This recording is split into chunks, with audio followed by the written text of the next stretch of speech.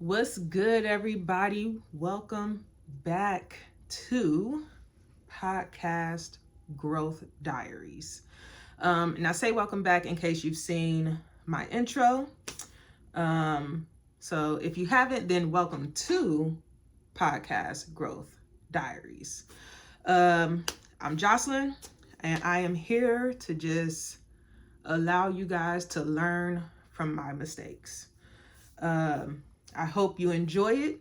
You might find some of these funny because I'm a perfectionist and I tend to apparently have funny reactions according to my family and friends. So I guess my misery is your entertainment in that case. But at the same time, you'll be able to celebrate some wins with me too, because I also document my wins. I document the things that go well. I document the things that do not. So let's just go ahead and jump into it. In this first episode, I am literally just going over the things that you need to know, the things you should be doing, the things you should not, well, not necessarily things that you should not be doing, but definitely the things that you should be thinking through before you even pull out any device to hit record. When I started a podcast, I thought that you literally just had to hit record. Literally just thought it was that simple. You have big YouTube not companies, but YouTube channels like Think Media. And if you are trying to start a video podcast, I would find it very hard to believe that YouTube has not recommended Think Media to you multiple times. So their whole slogan is you just have to press record, which I love that slogan. It is definitely something that makes people think like, you know what? That is all I have to do. But is it really, really that simple? And for me, it was not. And I think that's where you have to first start is, what do you want from your podcast? So for me, I knew I could just hit record on my phone. That's what I'm recording on right now. However, I wanted my podcast to look a certain way from the beginning. So I did do, I didn't just hit record. It wasn't that simple for me, but that's not the case for everybody. And I think whether it's that simple for you or not is completely up to you. So you're going to have to spend time thinking that through. And you will hear me turn pages because I do tend to take notes just to keep myself on track, because I do have ADHD and I will end up talking to you about K-dramas and K-pop and all that good stuff when I'm really here just to talk to you about the things that I've learned while creating this podcast. So I have split this up into several steps. If you have, if you're trying to start a video podcast, I find it hard to believe that you didn't already hear this stuff. I'm probably not the first video that you're watching on this, but I am sharing some things that I learned from other videos, as well as things that I just learned along the way that I think would be helpful before you even start recording. So I split this up into two sections. One is before you hit record, and the other is before you publish. So before you hit record, you're going to want to pick your topic and your niche, or depending, some people pronounce it niche or niche or something like that. I pronounce it niche. So, are you a true crime podcast? Are you a news podcast? Are you a strictly pop culture podcast? What are you going to be talking about? You kind of need to figure that out before you hit record on anything. You don't want to just turn the camera on and start rambling about any and everything. One, is completely disorganized, and two, you're not going to remember what you said. You'd have to continuously watch it over and over again. It's just not as polished. So definitely come up with a topic and a niche It's just going to save you so much time in the long run. Come up with a name. You can literally Google podcast names, and there's websites that you can type in the name that you're wanting, and it'll tell you if there are other podcasts out there with your name. You can also search the big podcast platforms like Apple Podcasts, Spotify, Amazon Music, Google Music. They all house podcasts, and you can search those to see if the name you're wanting is already taken. Now, you can have a podcast name that is already out there. You can. I mean, I wouldn't want it, but you can do that. The reason it is frowned upon is because then if someone is looking for your podcast and the other one comes up, they're not going to know which one it is. So just to make it easier for the viewer, you want to try to choose one that has not been taken yet. You want your name to be relatively short. You want it to be catchy. You want it to actually tell what it is your podcast is about as much as it possibly can. And you want to spend a good amount of time on your name, as well as your cover art or your logo. For me, I went through several names before I landed on A Girl's Perspective. I don't even remember what the name was before I chose that. And I remember how I came up with A Girl's Perspective. I was actually at my regular 9-to-5, and I was listening to a podcast called Shits and Gigs. Big UK podcast. If you haven't heard of it, it's pretty funny. So I was listening to this podcast, and it's about these men in the UK. But it's hosted by two men in the UK. And they were at that point giving their their opinion on women and how women feel about cheating and whatnots.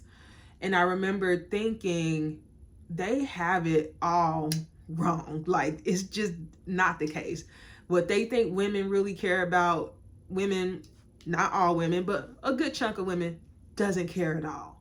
And I thought to myself, oh, it would be so nice to just give my perspective from a woman's standpoint, or a woman's perspective. But a woman's perspective didn't have that ring to it that I wanted. So I changed it. I was like, or a girl's perspective. And I was like, oh, that feels right. So you kind of know when you have the right name. It will feel right. And at the end of the day, if you choose a name and you end up not liking it, you can always change the name of your podcast. Like, you just can. As far as cover art, if you've seen my podcast, which I highly recommend you watch it, if for nothing else, just to see the things that I'm talking about in these videos, I used AI to make it. I know some people think that's cheating.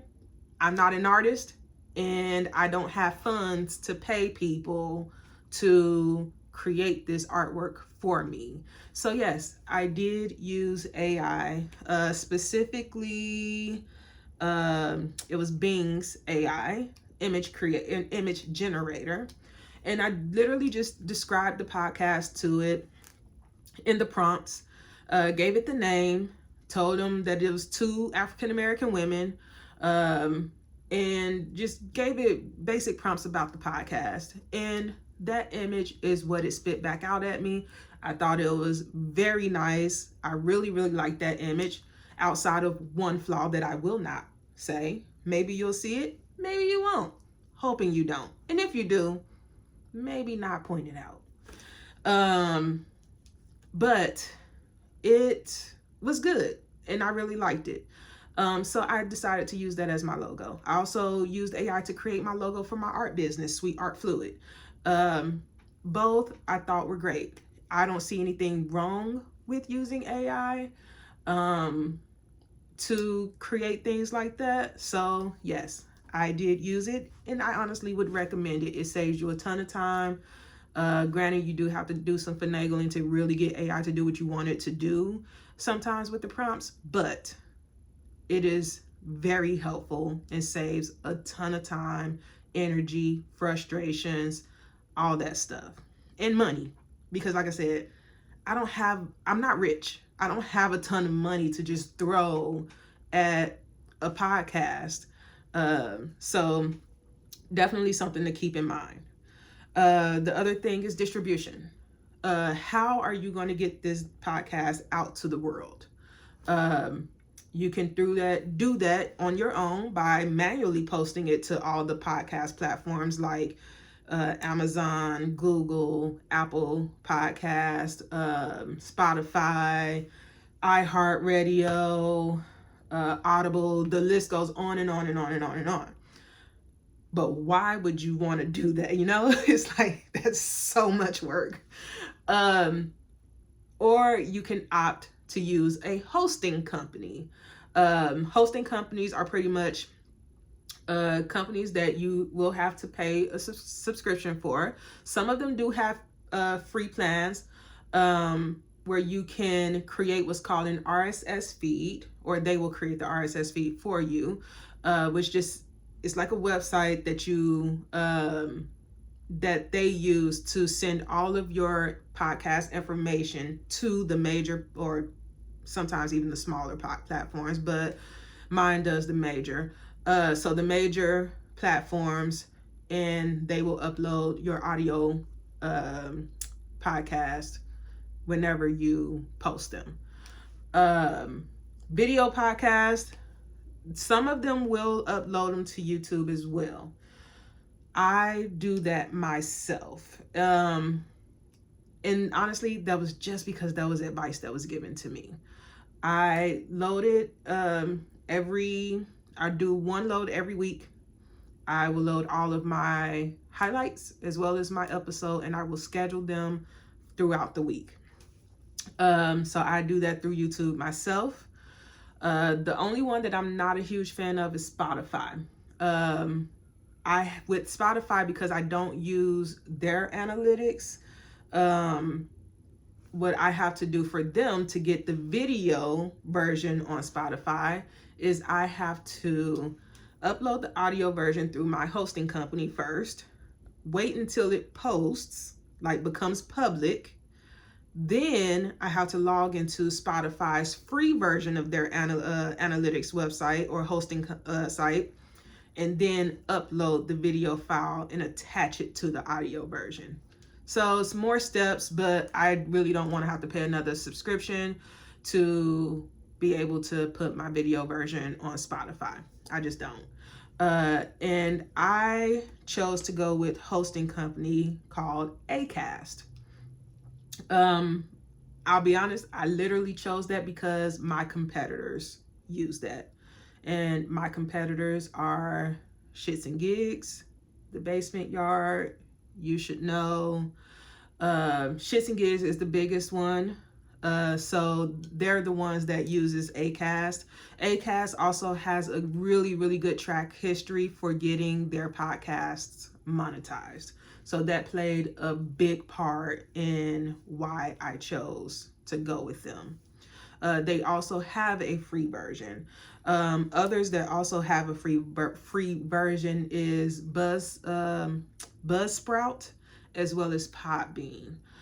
They also have free versions as well. Now, you can't upload unlimited amount of times with those free versions, but I believe at least with Acast, you can do 4 60-minute videos or audio files per month for free. So I think that's a really good deal. So that's distribution. And then also, what social media platforms are you going to focus on? Are you going to focus on all of them, like X, or I still call it Twitter? So are you going to focus on X, Facebook, Instagram, TikTok while we still have it? Are you going to do that, all of them, or are you going to choose one? Me personally, I'm attempting to do all 4. I told myself I wouldn't do that, but here I am, trying it anyway. So, but even more important than all of that I just said, you need to get familiar with your target audience. Your target audience is the most important thing that you need to know before you do anything with this podcast or with your podcast. That was my first mistake. I loathed figuring out what my target audience was. Don't ask me why. It just felt like I was like, I don't want to sit down and think through that. But it is so important. I can't even stress how important that is. You need to know who are you making these videos for, because it can't just be for you. Like, you can't be just making these for you. If you were, then why post them? So figure out what your target audience is. For me, it was what made it easier to do, because it became a little overwhelming for me when people would phrase it as get to know your target audience. Because when I hear audience, I think of a large group of people, and you just all standing and just looking at you. And I'm just like, how the hell am I supposed to get to know all of these people? I don't know. I don't know what they want. Everybody wants something different. You can't please everybody. And those are all the things that went in my head. Did I mention I'm a huge overthinker? So naturally, that's where my brain went. What made it easier for me was, I think it was the vidIQ channel, because I do have their subscription as well, which we will get into that stuff when we're into like when I'm doing all the analytics on my videos and stuff. We'll get into vidIQ, because I do have thoughts on vidIQ. But the thing that they did that I actually really appreciated was, when it came to the target audience, they said, don't think of it as an audience. Think of it as who is the one person, when you see somebody watching your content or just consuming your content, whether it's through audio, YouTube, Facebook, Instagram, TikTok, whatever, who is that person that you see watching your content? So just think of it as one person. And what you want to do is you want to act like that is actually a person. Give that person a name.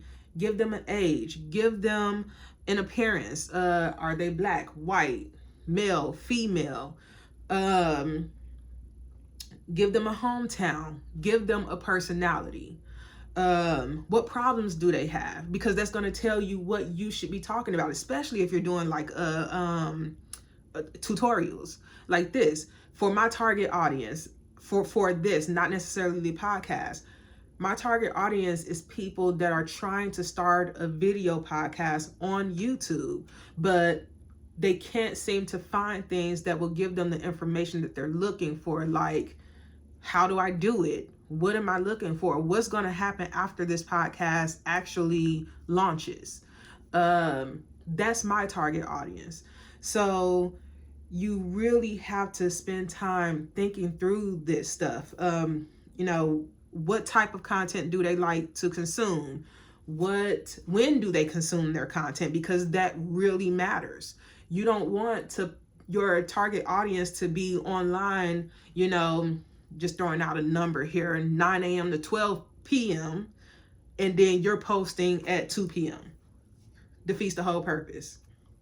What platforms are they using? Is most of your audience on TikTok? Then maybe you need to focus on TikTok. Is most of your audience on X? Focus on X. But you really, really, I cannot stress enough how important it is to spend time with your audience. Or in my case, for a girl's perspective, I named my audience Janice. Don't know why. I just thought it was fitting. So whenever we're doing good, I'll text the co-host and say, oh, we found Janice. I know it's cringy, but I don't care. So, yes, I named her. Her name is Janice. That's not to say that men can't watch my podcast. I would love for men to watch my podcast. In fact, a lot of men actually do. I think I'm sitting at like a 49% rate of men actually. So, pretty good.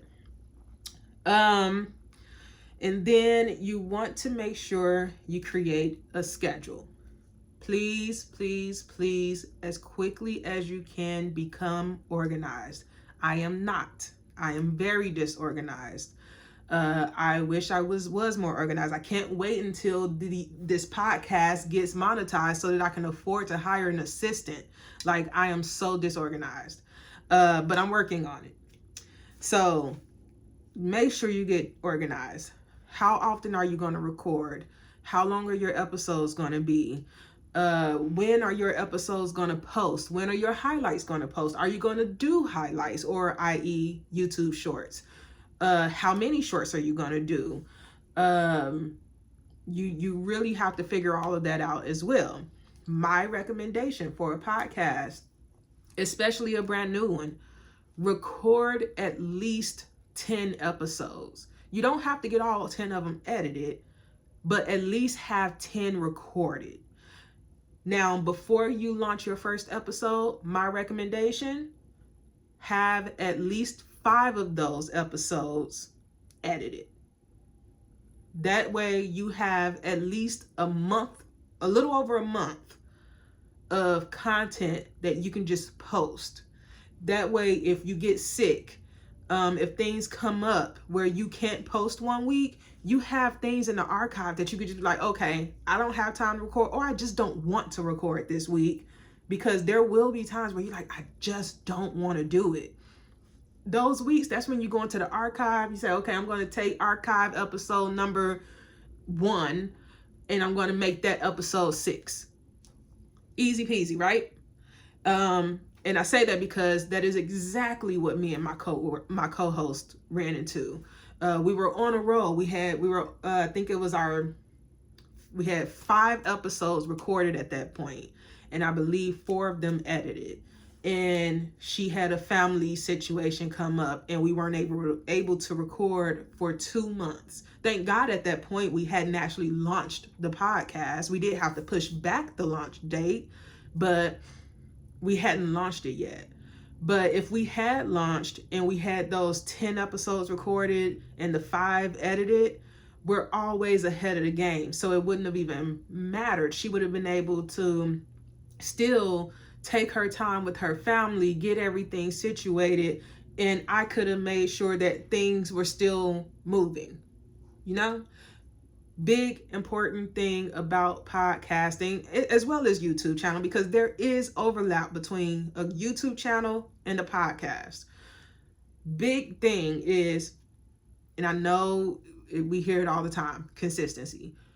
Your audience needs to know that you are serious about this. So you want to make sure you're posting when you're supposed to, as often as you're supposed to, so that your audience can depend on you for that content. So those are pretty much, the big one, tech. So I made a lot of mistakes when it came to tech, and I would consider myself to be a techie. Clearly I am not. So you will need to make a decision here. Are you going to do from your phone, or are you going to go the buying the tech route? It's up to you. For this channel, I opted for the phone because honestly, I just don't want to go and change the settings on my camera. I really don't. I don't want to have to, move the tripod because I have it in a specific area for the podcast where if I move it, I feel like I'm not going to get it back at the right position for when me and Jade are recording the podcast. So that left my phone. I'm okay with that. As I said in the intro, it's not for everyone. I also will not be editing these. And I get it. If it's not for you, it's not for you. But you have to decide, are you going to just press record on your phone and just start recording? Or are you just going to buy stuff and get things set up. For me, as you get to know more about me, I am a huge perfectionist. When I have a vision in my brain, it is very hard for me to change that because I'm also very stubborn. I had a conversation with Jade before when this was still just an idea of the podcast. And we had a talk about setup, and we had decided that we were just going to record it from my couch in my living room. I was okay with that when we had that conversation. But maybe 3 hours later, when I'm sitting on my couch watching TV, I decided, I don't like it. I don't want to do it. Nope, not doing it. We're going to do this, and it's going to look like we've been around for years, even though it'll be our first episode. So that's what I did.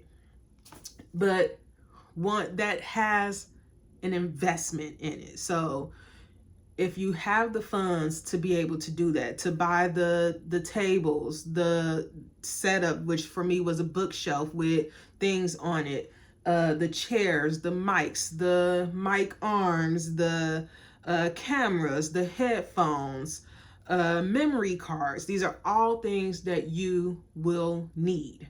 For me, if you do decide to go that route, these are the things that I recommend. So I bought 2 of the Rode, I pronounce it Rode, but I think it's Rod actually, pod mics. I got these off of Amazon. They were $99 each. I think that is really, really good for a mic. And these are really good mics. Just saying. I bought 2 pair of headphones. These are Sony headphones. They cost me $9.99 on Amazon. I bought 2 of them, one for me, one for Jade. Extra batteries. I found one that came with the charging case for them. So, bought not 3 of these. One of these came with 3 batteries. Incredibly helpful because there are times where I forget to charge the batteries. So it's nice to just have some that's just already charged on standby. Need something to connect your mics in if you're gonna record audio separately from the camera. So I bought the Zoom Pod Track, and it comes with 4 XLR cable connectors, 4 headphones connectors so that you can either listen to yourself as you record. I don't want to hear myself as I'm recording. We just use these to test our audio before we start recording the actual episode.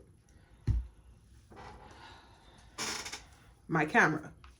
So this is one of the first mistakes that I made. I actually like this camera.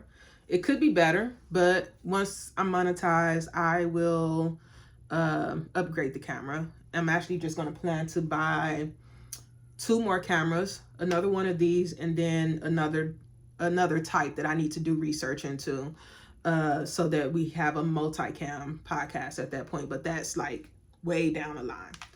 This camera is the Sony EV10. And I really like it. I'm not a videographer. I don't know how to do photography. All I have is what they told me when I was doing my research from the numerous videos that I watched. It was between this camera and a Canon camera, but this one got the most good reviews from the YouTube videos that I watched, and it was within my price point. It was I got it during a holiday sale, so it was cheaper, but it was less than $600. So there's that. Now the mistake I made with this was, because remember, I am not a photographer. I know absolutely zero about cameras, to be honest.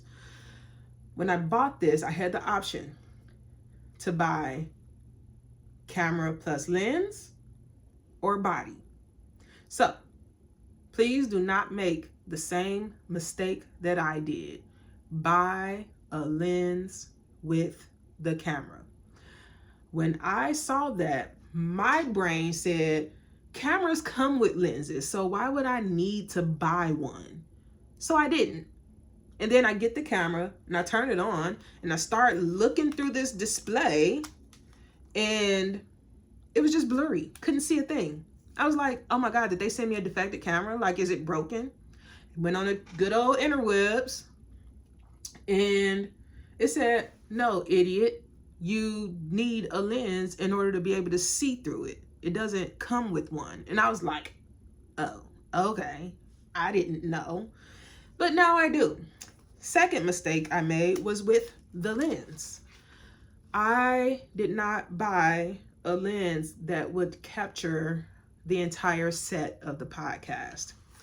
I bought I believe it was a 55 aperture, I believe, lens, which has a more narrow view. What I needed was something that was zoomed out because I am in a small room for the podcast. So I bought that off of Amazon. Tried to use it, couldn't use it. So then I had to go back to the drawing board, figure out what I needed, had to figure out how to even describe what I needed, because again, I don't know these terminologies to really be able to do this. So I ended up finding out I needed something that was more like a landscaping lens. So like things that photographers use to take pictures of landscape, because those are typically wide views or wide angles, I guess. And that turned out to be a 16-250 aperture lens, which means it's going to go wide 16, and then it can come up to 50, which is narrow, which is actually opposite. So the lower the number, the wider, the higher the number, the smaller. If that makes sense. And if anybody here is a photographer and I'm not saying that right, please correct me in the comments, because again, I don't know what I'm talking about. These are things that I did learn, so they make sense in my head, but maybe you can explain it in a way that everybody will understand. This is a community, so let's teach each other, you know? But yeah, this is my camera. Now the things that I got that I never heard mentioned that I think are must-haves for your podcast. Actually, one more that was mentioned that I don't even know how I'm forgetting to mention. And that is a laptop. You're gonna need something to house everything that you can put, that you can use to put your videos up. I mean, I guess you can use your work laptop if you have one. That was completely my intention at first. But then at the time I was in school for my master's degree. So I was like, oh, I'm gonna buy a laptop. And I just made sure I got one that was good for podcasting. This one is the Samsung Galaxy Book 3, I wanna say. And it is made for creatives.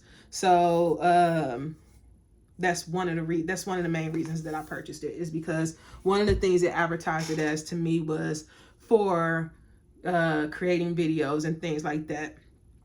Now, a couple of things that were not ever mentioned to me in any of my videos during my research that I think are must-haves that you just should get as far as tech goes. Whether you're getting all this tech or deciding to record from your phone, I think you should have these. Sorry, thought I heard somebody. I'm in my house, so, and I live alone, so it's like, what's going on out there? Anyway, this little handy dandy thing. This is an external drive. I use this to post all of my episodes. So it has all, at this point, I believe we're at 18 episodes that we have recorded, and 6 of them have been edited. It houses every single one of them. This is a 2 terabyte external drive that I bought off of Amazon. Trying to see if it says who made Seagate. Seagate makes it. It is great. I absolutely love this thing, and I ended up getting it. It didn't dawn on me that I should get one until at one point I thought I lost my laptop. And everything was on my laptop at that point. So I had a freak out moment and said, never again. So now I have this, and the episodes that I'm working on, I will put on my laptop while I'm working on it. And this stays away from the laptop. That way, if I ever do lose my laptop, I always have that in my back pocket and don't lose all of my content. So definitely make sure you get that. I bought this one off of Amazon for like $67, and which that is really cheap for an external drive. The other thing, if you decide to go the camera route, are these little doohickeys. These are fans. That's the, can you see? Trying to get the thing to focus in. Whatever. I think it says Ulanzi, Ulanzi. So I bought 2 of these fans. I believe they were $25 to $30 each. First episode I recorded did not have these, and what happens? Camera overheats, auto shuts off in the middle of the episode. That was fun. So make sure you have these, and they're super easy to use. So fan, camera. You're gonna open the screen. You're gonna take this and literally just slide it and click it into place. And there you go. It is now attached. And to take it off, just pull it out. But it is incredibly helpful when it comes to recording, to make sure that your camera does not overheat. The other thing that you can do to prevent your camera from overheating is open the record it with the battery pack door open, because that will allow heat to come out from there, because that is mainly where it gets hot at. So those are the things that we do to avoid that, because that happened to us in the very first episode. So yeah, that was fun. Format.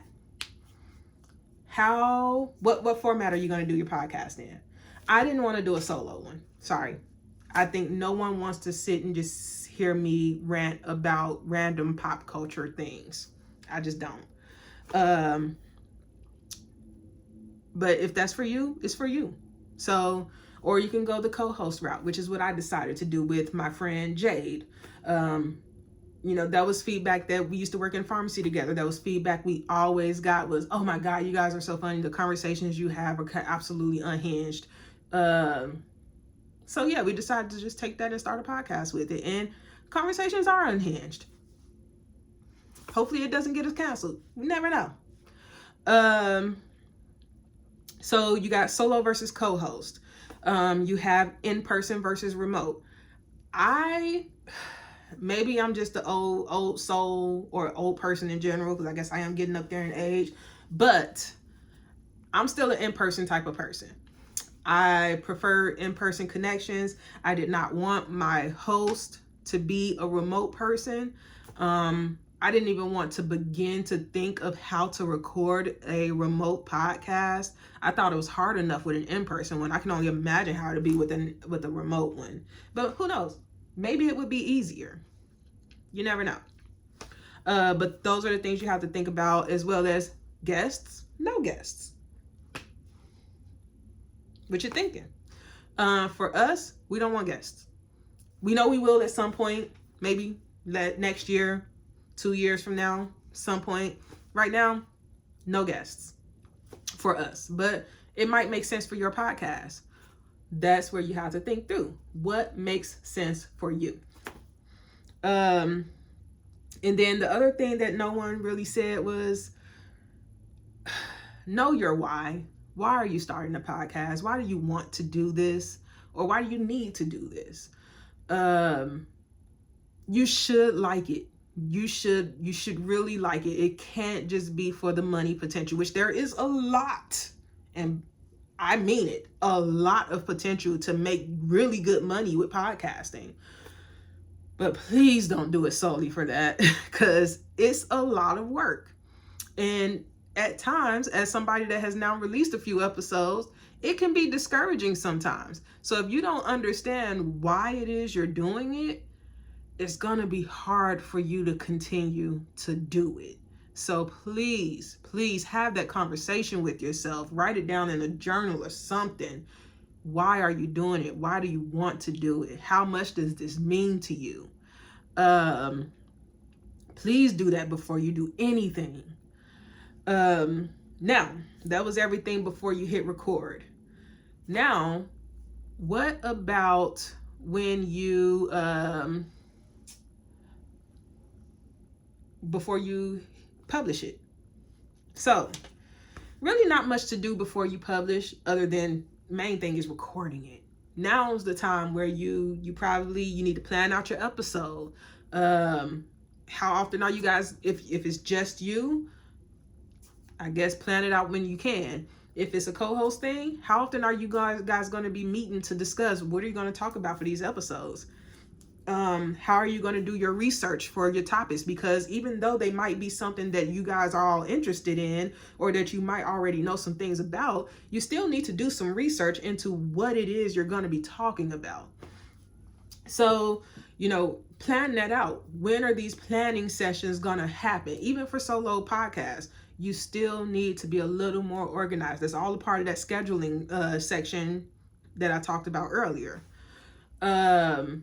So yeah, plan out your episode, get everything set up well before you actually supposed to record. There's been times where the lights in the bedroom that I've now converted over to a studio, there's been times where I completely forgot to turn some of the background lights on until after the episode has been recorded. So you want to make sure that you check your equipment, make sure everything is charged up, make sure all the lights are on so that you don't forget.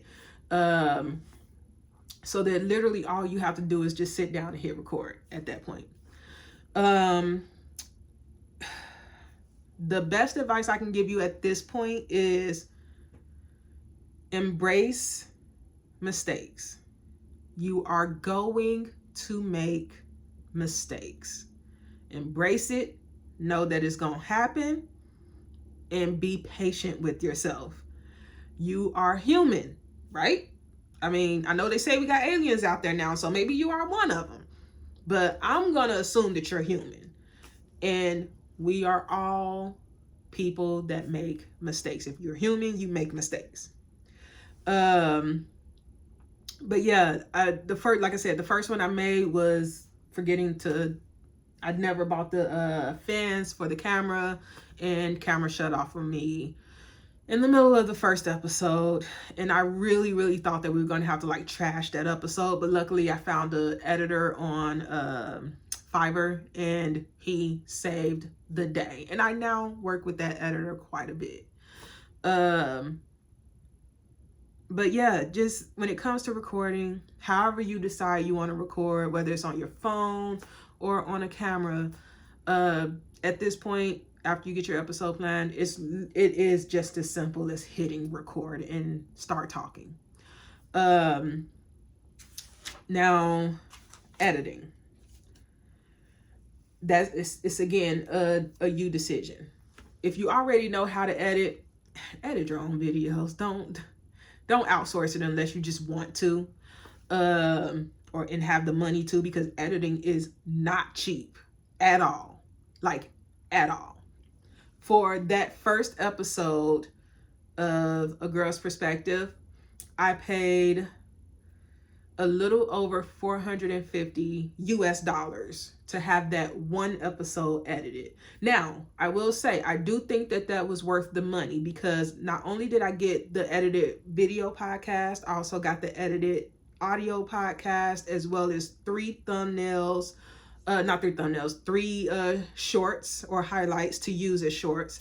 And and 2 thumbnails, one vertical and one horizontal, which I might have just did that opposite, but you get what I'm saying. So I do think that was worth the money. But it's just to give you an idea that editing isn't cheap. So if you're going to be doing the editing yourself, great. Kudos to you. Me personally, I had to outsource it. And here's why. I fully intended to edit the episodes myself. Here's the thing. I work a full-time job. I work a part-time job. I create art for my art business, Sweet Art Fluid. And then I'm also maintaining this podcast. I don't know anything about editing, which meant I would have had to spend a ton of time learning how to edit in the basic of forms, and then actually do the editing. I don't have the time for that. And honestly, I don't even think I had the mental capacity to do that. Just being for real. But to those that can do it, kudos to you. You are my hero or shero. But wasn't for me. And the fact that I messed up the first episode and the editor fixed it and he changed it to high quality, like what you see back here.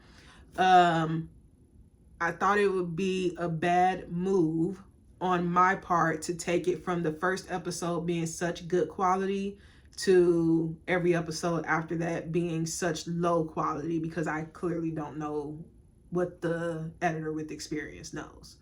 So I felt that at that point I kind of had to go with an editor, and I'm not even a little sad that I did that.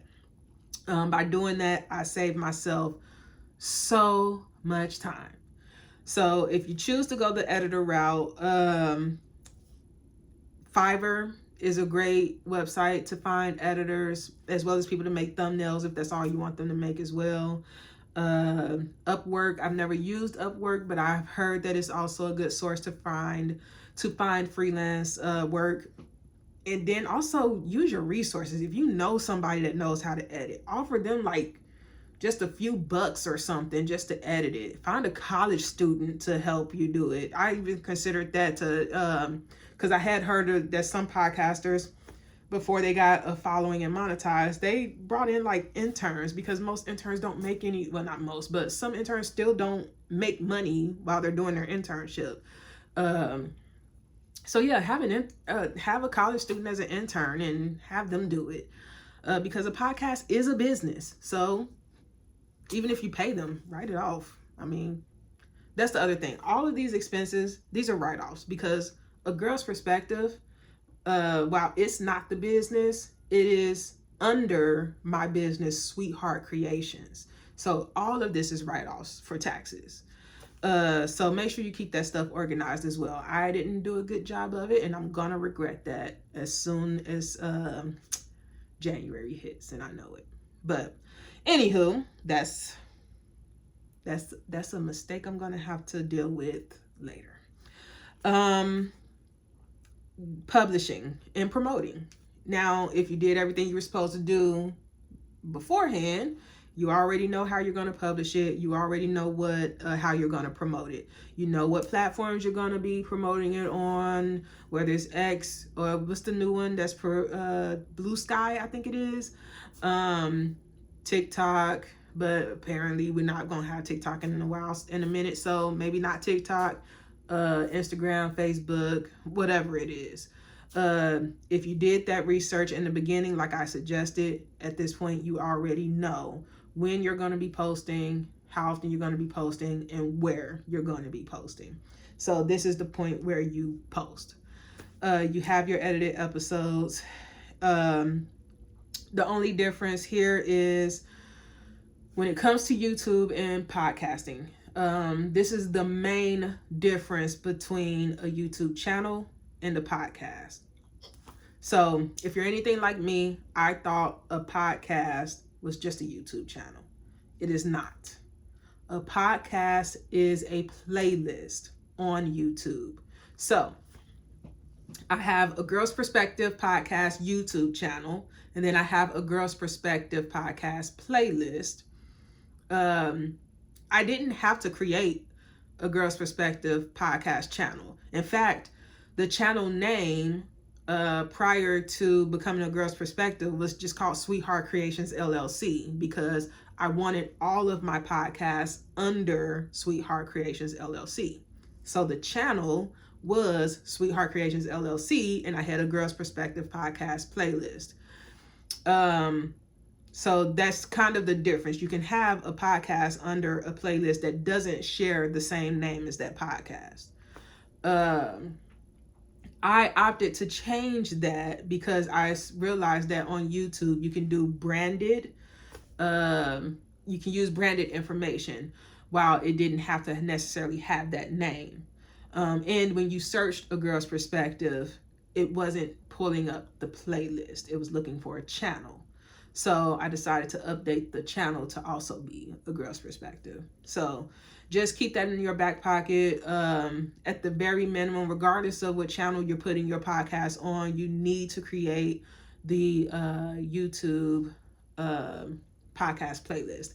And I will leave a video link in the description for a video where they taught me how to create that list, so that you can use that. But yes, you want to make sure you create that. Lastly, I'm not going to go into detail on this because that's the whole point of this channel, is the review and improve. So after you've published your video, now it's time to start looking at your analytics. And this is the part where in future videos where I'm going to go into like, okay, here's the stats that I'm looking at. Here's the things that's working well. Here's the things that's not working well. That's when I'll get into my thoughts on vidIQ, because I've been using it for about a month now. And like I said, I do have thoughts on vidIQ. Some good, some not so good. But if you stuck around to this point, that tell me you rocking with me. Yay. So go ahead and like, subscribe, so that you get those notifications when I do post the next video, so that you know when I'm gonna be talking about my analytics. I do have to get you guys caught up because I am getting ready to post episode 3 this week, actually tomorrow. And what will happen is I'm going to go through each episode, things that I learned with each episode that I think would be beneficial, not just to future me, but also to you guys. And I will also be linking the episode, well, I would try to link the episode that I'm referring to in those videos as well, so that you can watch them to see what I'm referring to with those videos. I mean, as well, it's gonna help me, get the views and stuff, because it is a business. So if you are so inclined, I would love for you to head on over to A Girl's Perspective, give it a little watch, help a sister out. Give me a subscribe on both the channels. I mean, it'll make my day. But yeah, just keep a lookout, and I will see you guys in my next video. Thank you.